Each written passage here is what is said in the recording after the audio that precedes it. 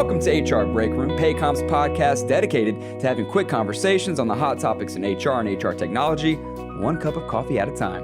I'm your host, Morgan Beard, and as always, HR Break Room is the podcast helping you discover how far your workforce can go. And in today's episode, we have a good one. We'll be speaking with Jenn Lim, CEO and Chief Happiness Officer at Delivering Happiness, a company she and the late CEO of Zappos.com, Tony Hsieh, co-founded to create happier company cultures for a more profitable and sustainable approach to business. Lim is also the author of the best-selling book, Beyond Happiness, How Authentic Leaders Prioritize Purpose and People for Growth and Impact. Using her decades of experience, she lays out a guide on how to live more meaningful lives through the work we do every single day. And that is why we'll be chatting with Jenn about discovering one's personal purpose and how that ties into the workplace. We'll also discuss techniques for getting started on discovering that purpose and how organizations can help their workforce do this. Now, without further ado, let's step into the HR break room. Jenn Lim, thank you so much for joining us. And Jenn, you've actually been on the show before, so we can officially call you a friend of the program, isn't that right? I think so. Yeah, Pretty good friends, actually. That's your new title. That's what we're going to go with. But no, there in the introduction, I talked about what you're about, what you've done, and really, in my opinion, you've changed the game on how employers and employees act and how organizations and companies are really trying to change the culture and really value happiness in the workplace. And we're going to talk about that, the workplace factor, a little bit later in this show. But I wanted to start with people, you and I, us, the we factor, the personal part of it, the personal element. And one thing you've also been talking about lately, in addition to happiness, is a big part of that, is that the discovering the purpose, the personal purpose, the why. And I'm going to set you up with that one right there to get this started off, a softball for you. Why is discovering your purpose so important, and how crucial is that to happiness?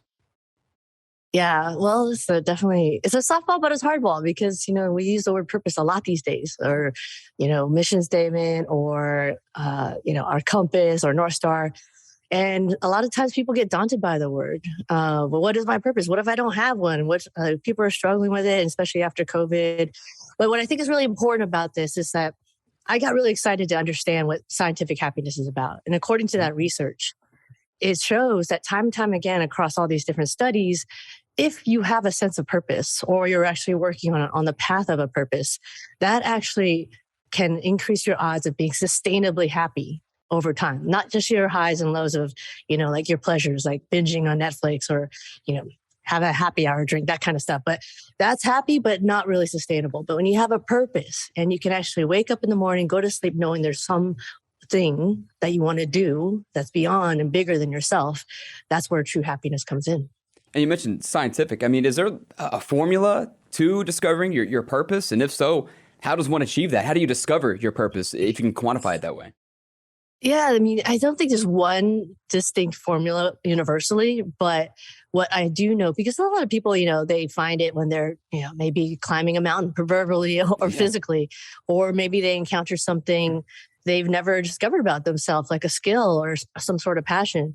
But for those that don't have a general idea yet, there's an exercise that we do with our clients. And essentially it's called the light exercise. And if you answer these 3 questions, that's kind of your first step into your draft purpose statement, because it can evolve over time. So the 3 questions is, number 1, what lights you up? So the L part, what lights you up? Like what gets you so excited that you're so passionate about? Or what lights you up in terms of what fires you up? Like what pisses you off? And answering that question, that's number 1, light. Then you answer talent. Naturally, what are you good at? What do you feel strong in? But also, what are people asking you to do that you never knew that you could do because they could see it naturally within you that you're good at it? So that's the talent question. And then the last one is impact. And when I say impact, I don't mean what do you want to do to change the world? I mean, that's a little too big sometimes. It's more like, what do you want to do to impact your world, your life, your friends, your family, the people that you want to be a part of? So your community, essentially. So if you answer those 3 questions, you can start formulating that into your first draft purpose statement. And that's where we start from. Yeah, you mentioned it there. It's nice to have big plans, but you want to be realistic with it. You don't want to shoot for the stars, obviously, and achieve what you can, but you want to be a little self-aware. And that kind of brings me to the next point. What level of self-awareness kind of plays into, not just being happy, but, to that program right there, asking yourself those questions and trying to find happiness and your purpose. Self-awareness, how does that play and how does that factor into that and discovering your purpose? Yeah, it's huge. I mean, self-awareness is just being honest with yourself Yeah. and being able to have honest questions and conversations with yourself without sounding too crazy, right? But basically being able to have a purpose is not possible unless you're being authentic to yourself. And that's part of self-awareness. So not only just knowing your strengths, but also like what are your shadows? Not also like knowing your bright spots, but also what are your blind spots that you're not really like kind of sweeping under the rug. So the self-awareness is huge towards a self-awareness of authentic self and therefore being able to live out your purpose in the most, real and meaningful way. And that's interesting because at least for me, like me and my brother, we'll talk about this all the time. Say something happens, you're not in the best of moods, or, a relationship, you break up, or anything like that, workplace, whatever it might be. My brother kind of says, embrace the sadness. It's okay to embrace the bad side sometimes in order to kind of go on the other side of that. Would you kind of agree with that? Kind of be one with the bad, with the sadness, and kind of embrace that to kind of get you on the other side? It's totally spot on. Yeah. And, people kind of assume since I'm in the happiness space, it's all about the highs. But in reality, and this is why I wrote the second, launched the second book up Beyond Happiness, because the first one was delivering happiness. But especially in these last 2 years, we've learned a lot about how it's not just our highs that inform our real meaningful happiness, it's also understanding your lows. And what does that mean? Like maybe you have a loss of a person, obviously a loved one that hurts, or loss of a relationship or a job, or even loss of hope or expectation. Having all those, the highs and lows in a meaningful, self-aware way can really help live more purposefully, but also more authentically to who you truly are. It's important. Yeah, the good and bad, it's a part of the whole thing. And the wholeness factor, you've mentioned this, you've written about it before, the wheel of wholeness. For those that may not be familiar with that, what is that? Can you break it down for us? And what does that entail from, bottom to top? Yeah, totally. So a big part of why we're seeing, everyone's heard like the Great Resignation, the Great Reset, the Great whatever you want to call it. But I'm also calling it the Great Reawakening. And this wheel of wholeness is something that we've been doing to make sure that we're being recognized as individuals, not just for our skill set or our responsibility or our title, but also what are the other things that are part of us that makes us whole. So if you can imagine like this pie, right? We have these pie pieces and each of the piece represents a part of who we are beyond our work stuff. So mentally, where are we? Emotionally, relationally, financially, that's a big one, especially right now. And importantly, of course, spiritually or purposefully. So if you can imagine if every single person is actually going on a scale of 1 to 10 and rating themselves in these things, then that's a complete picture of our whole self. And then that aligns or doesn't align with our purpose statement, but at least it gives us like kind of a compass to give a sense like, oh, wow, I'm doing really well in these areas, but these are kind of sucking. And this is not actually how I'm spending my time to be more meaningfully in purpose every day. So it's a super helpful tool. You do it every quarter, every few months, and you get a sense of what you're improving at and what things you need to work on. And you mentioned work factoring into that pie there, of course, for a lot of people that is their life. That is their identifier. One thing that I like to talk with people about is, when you meet somebody in the elevator or on the street or the grocery store, like, hey, what do you do? Even before they ask your name half the time, it's like, oh, what do you do? Yeah. And that seems like that's a personal identifier for a lot of people. And say we're talking about embracing the sad. So maybe say when someone's job is taken from them, they might feel like that is their identifier and that sense of self-worth is gone. So basically my question with that is, a lot of that self-worth comes from a job. Why do you think this is? Where did this begin? And how, I guess, important or not important is that to make the job, I guess, be the one identifier for some people or not? Yeah. I mean, historically and culturally, it's unfortunate. And especially, it's actually a very Western thing. And now becoming more of an Eastern thing too, where that becomes your sole identifier. And I think it comes from all the way when we were kids, when teachers like, what do you want to be when you grow up? When our relatives or our parents are saying, and when we say, oh, like astronaut or scientist or doctor, that's okay with them. But if we were to say, I want to be happy, or I want to be who I am meant to be, I want to be truly authentic, for some reason that's socially not acceptable. So that's unfortunate, but I do think things are changing really right now because people are not as obsessed of what we do, but more conscious of who we are, who we're being as being more important into the whole picture. And so I think that's important to remember. I'll give you a quick example. There's a CEO that just sold his company.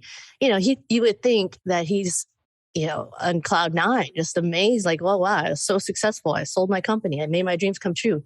Right after, he was depressed. And the reason why is because he realized his whole identity was in that company. Mm. And when he sold that company, he's like, who am I? And so it's such a kind of a sad reminder for all of us. It's like, please don't tie yourself to that title or role or company, whatever you are. Tie yourself into who you are. Yeah. And that's the most important thing, to be stable and be able to weigh these chaotic waters that we could be in all the time. So you can define yourself, find your purpose, but how does that personal purpose maybe tie into work? No matter the job, whether you're an entrepreneur or a C-level, executive, how can your personal purpose, no matter the job, kind of tie into that workplace and maybe accentuate it a little bit? Is that possible? It's totally possible. And that's actually when you see the most successful senses of individual productivity and engagement and team, and therefore organization. So whether you're a C-level or you're part of a team, I believe we are all leaders in ourselves, in our work life. So being able to identify, number one, your purpose first, then you can go to your work. Then you can understand, what am I doing on a day-to-day basis that is aligned with that purpose? Maybe your company has a great higher purpose. I can name a lot of out there that, don't believe just in being profitable, but they also believe in, climate change, or they believe in helping people or togetherness or belonging. There's a lot of companies out there right now, but if you're not part of that company, that's okay too. Because if you're part of a team and has maybe projects that are worth and aligned to your purpose, that's where you start building those blocks and feeling that, hey, I'm not just showing up for that paycheck anymore. I'm actually showing up because I believe in this too. And so that's the building blocks of aligning your personal purpose to that of something that's greater than you. And I love how you started getting on that subject. We're going to get to that in just a little bit, but before we kind of switch gears to that last thing you're mentioning there, going back to the personal purpose and tying that into work, and also the identifier of, hey, what do you do? That's what I do. People like to talk about, a work-life balance or work-life separation in some circles. Can or should there be a true separation of, say, your work self versus yourself, so to speak? Or is that possible at all to do that? Or is it always forever intertwined? Or can you find a work-life separation? And if so, is that healthy? Should you do that? Or kind of walk me through that. Yeah. I mean, if we think about it, if we're working, we spend most of our waking hours at work. Yeah. And too many, sad but true, unless you love your work. Yeah. But so that's the case. If we're thinking about basically our time that we have in life, it's so much percentage of what, we're doing on a day-to-day basis, I just believe it's not possible, or nor should we be separating. I really believe in work-life integration, in knowing that we can be that same authentic person, whether or not we have our life hat on or work hat on, because we're just living our lives in our minutes of our day. So I truly believe in the integration. And I know some people won't, because some people say, no, I'd like to leave my work hat at home. But I just feel that complicates life, because we already have too many hats to wear sometimes. Yeah. So why not simplify it and just show up as you? And therefore make sure life and work is integrated in the most meaningful way. And that's really where your overall message and movement of delivering happiness kind of comes in. And the point I was saying, let's bookmark, let's get into that now, kind of talking about the personal purpose and, work-life separation, as we just talked about. But how does an organization, the workplace, how can they, I guess, accentuate or supplement someone's purpose, their personal purpose, and help maybe their employees reach their personal and professional fulfillment? Because that's a big idea of the why, or am I doing something that matters? So how can the organization actually help the employer kind of achieve that? Yeah, there are so many ways, but I think it goes back to what we've been talking about so far. And the way about it is to make sure organizations are asking, why am I doing this in the first place? And the reason why you want to support people's purpose and holistic being is not only altruistic. I mean, you could be a great CEO and think about, I love people, so therefore I want to help them. But it's also financially important for companies as well. Great resignation, number one, is a huge indicator. Not only do we have the most number of people, millions of people quitting on a monthly basis, highest in the last 20 plus years, we all have to also have the most job openings at the same time. So this is kind of balancing, basically employers and employees. And if you want to be an employer that actually is thinking about long-term gain, not just the short-term or the mid-term, but you want your people to feel whole, to feel authentic, so that they're not burnt out, so they want to come to work and they want to be engaged because they're hanging out with people they actually like, and they're also being authentic to themselves. So I don't think it's just an altruism thing. I think it's also, if they as organizations see that as their investment, not an expense in people, and make sure they're talking about these things, like whether it's the wheel of wholeness or whether they're asking, hey, what's going on with you? What is your purpose? Help them identify it. Help them identify their values. Then people are like, oh, wow, they're invested in me. They realize that I'm just not an expense on their line, their P&L. I can make them more productive and therefore more profitable in the end. So I think that's where the marriage is coming in. The future of work is, if companies realize that, they could see it's also a long-term gain for them too. Yeah, you mentioned the Great Resignation. You call it the Great Awakening. You said the Great Resignation is a great thing. So do you kind of think that that's forcing employers and organizations' hands when it comes to dealing with their employees? I mean, obviously, you would like the altruistic, the happiness to come naturally, and then to want to take care of their employers and whatnot. But do you think the Great Resignation, or as you call it, the Great Awakening, has kind of forced companies' hands to think about employee well-being and wholeness because of what they've, I guess, learned maybe throughout the shutdown, the pandemic? And now do you think maybe it's not out of a want, but maybe a necessity for companies to kind of embrace this side? I think so. It's definitely been a forcing function. Yeah. And for some, it's because oh no, we're losing people, our retention really sucks right now. And then it becomes like this whole fire drill because of what's going on. But for those that actually see it as not just this short-term issue, but it's more of wow, if I can actually reprioritize my people so that they know that they belong and that we want them here to grow, then they can actually see what it helps within, not just their team and organization. The biggest aha moment I've seen for a lot of leaders across all levels, including CEO and board level, is that they're realizing their own happiness is at stake. And they realize, holy crap, I don't even know what my happiness is anymore. I'm making this money, whatever. I have all these things that I should be happy about, but I'm miserable. Why is that? So when they have that mirror in their face, then they realize, oh, wow, if I'm this way, I can only imagine all the people in my team are this way too.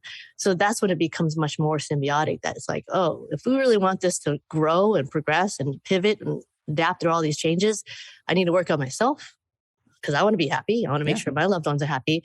And therefore, my team can be benefiting from this too. Yeah, you actually have to live it rather than just preach to employees hey, be happy, do this. It's kind of the thing you talked about in other interviews and other things I've read in your books and whatnot, that, companies may put these nice motivational quotes, along the hallways or the entryways when you walk in. While that's all fine and dandy, nothing wrong with it, obviously, you have to walk the walk, you walk the talk. You actually have to be about that and actually make it mean something. So what is something substantial and tangible that leaders can do to give employees and everyone a part of that organization actually motivation to do this thing to where they feel that it is real, rather than, as you put it before, just fancy words on a wall that might be hollow sometimes? Yeah, totally. I think the biggest thing and benefit of what happens when leaders don't just walk the talk, that's huge, right? Because right now, if we see, anyone can see me, anyone could be a whistleblower if you have an internet connection, right? So we're seeing that they're owning up to oh man, if I don't do this, then who else is why would others feel like they are? And now they have choices. There's so many job opportunities out there. So a big way, an effective way to make this work and embed it in your systems is to not only define your values, but define the behaviors so that they're black and white as to what these values mean. And then the next step is to actually reward and recognize and incentivize for living values.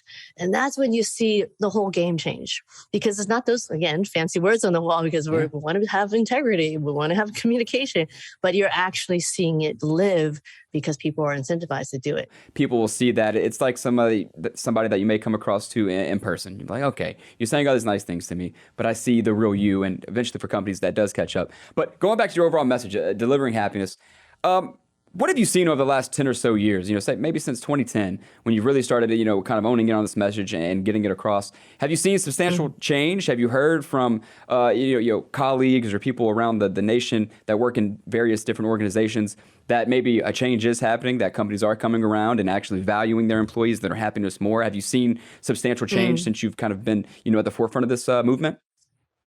Yeah, I mean, if I didn't see change, I don't think I'd be doing this anymore, or I'd be out of a job. Actually, You wouldn't be here right now. Hey, yeah, that's right. My company wouldn't be around.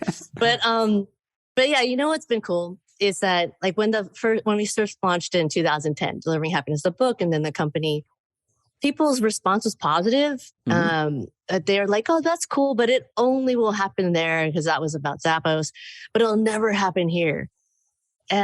And I got fired up by that because I'm like, no, I believe it will, because you know why? It's based on science, based on positive psychology, and based on universal principles of like happiness. Even though it's subjective, we can make it more objective by applying data and research. So I took that on as like my personal mission to like prove people wrong that it could happen. And then lo and behold, here we are 12 years later, we're around the world. Like half of our clients are international. They've always been. We've had industries from retail to hospital systems to governments, and they've been able to apply it to their own environment and workplace, and it's been amazing. So the happiness is like cherry on the cake, cherry on top. Yeah. Because what's going to be happening underneath is the underlying reasons as to why I think the systemic change that this all entails is so important. And that if you don't have those things, because at the end of the day, if you're a for-profit company, you need that profit to come in. And what we do is able to show the data and the metrics as to if you are going to apply these kind of programs, then you'll see it in retention. You'll see it in engagement. You'll see it in less burnout. And that's a huge one right now. You'll see it in being able to address mental health. We couldn't even really talk about mental health, 5-10 years ago. And now we can say 4-letter words like love and care in the workplace. Again, something we didn't see 5-10 years ago. So let's like be embracing of those changes that we need to make so that we make sure that our people want to be there. They're engaged as much as they can be. And if they're not, if they don't feel psychological safe, then that's going to impact your bottom line too. So all these metrics just ladder up to a better, more profitable, and more sustainable company in the end. And that's interesting right there. You're able to say those 4-letter words, you mentioned a couple of years ago, might not have been as embraced. My question to you is, so when you were on this movement, the delivering happiness aspect of everything, was there any personal pushback from you? Were people maybe in your ear, maybe CEOs or certain organizations or anyone, maybe even friends that were like, what are you doing? You think this is going to work? Did you face any personal pushback on these lofty goals, these ideas that now are actually into the mainstream? Yeah, that's funny. I mean, I haven't had that question asked in a long time. So I did. I mean, I think some people were like, "Oh, that's cool. What's your next thing? What's going to happen after happiness is not the, buzzword anymore." And I'm like, well, I don't think it's going to happen. I mean, I do.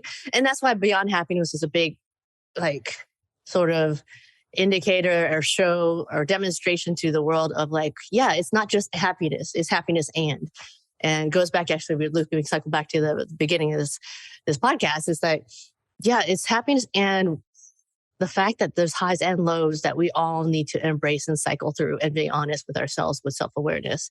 So if anything, it's that I'm really passionate about right now, but it's not leaving happiness behind. It's building on what we've learned about scientific happiness and now going beyond. Jen, this is a personal subject and topic that I could talk about literally all day. We can go 2 hours, but I know you're a busy lady. I know people out there don't want to dedicate that much time. But before we do go, and it might be obvious over the last 20 minutes or so of what we talked about, but is there a personal mission statement or maybe just something out there, maybe to give you the floor that you want people to know that just kind of wraps up your movement, your thoughts in some? Yeah, totally. I mean, I think part of like delivering happiness and my personal mission is knowing the sense of, I just believe everyone has a light within them, like a pilot light. Whether or not that shines or gets muffled over time is our choice. And that pilot light is part of us connecting to what our personal purpose is in a meaningful way. So I feel that's my role in life, is being able to open that up, let that shine, be real with that, and connect those pilot lights all around the world. And that's what I've been seeing happening. But if I could just leave one message, if you remember anything of this podcast, because who has time to remember anything these days? The biggest thing I learned in writing this last book is that don't forget to nurture your own greenhouse as you grow others. Because as leaders, we all know that we're growing other greenhouses, whether it's our family or friends or whatever it is. And we forget about ourselves. It's like the whole oxygen mask thing, from planes. Put it on yourself first before you help others. Otherwise, the plane might pretty much go down if you don't do that, and you won't be there. But we forgot. And maybe it's because we didn't fly much anymore because of COVID, but now we're flying again. So I hope everyone remembers, take care of your greenhouse, nurture it, tend to it, make sure you're whole and feeling good as best as you can on a day-to-day basis before you start to grow other greenhouses too. Love it. Love it. Absolutely love it. And of course, like I said, I have so many other things I would love to talk about, but I guess we're going to put it there and end it there. Jenn, of course, you're on the show before, you're on today, and I genuinely and sincerely hope that we have you on again in the future. A friend of the program, Jenn Lim. Friend of a program. Yeah, there we go. We appreciate your time. We hope you have a good one. Thank you for joining us, Jenn. We really do appreciate it. Thank you. Thank you for having me. And thank you, listeners, for tuning in. If you enjoyed today's conversation with Jenn, we recently did a webinar with her over a very similar topic. That webinar is called Real Talk on Employee Purpose and Values with Jenn Lim. On that webinar, we focused a lot on creating a culture of happiness for your workforce. And remember, you can keep up with every episode of HR Break Room by following or subscribing on Spotify, Apple Podcasts, or searching wherever your podcasts are found. To find more episodes of our podcast covering the latest trends in HR and HR technology, head on over to our website, hrbreakroom.com, or follow us on social media. You can find us on Facebook at facebook.com/Paycom, on Twitter @Paycom, or on Instagram @PaycomSoftware. Thank you guys for tuning in to today's episode, and we can't wait to see you next time when we return here on the HR Break Room. Y'all have a good one out there.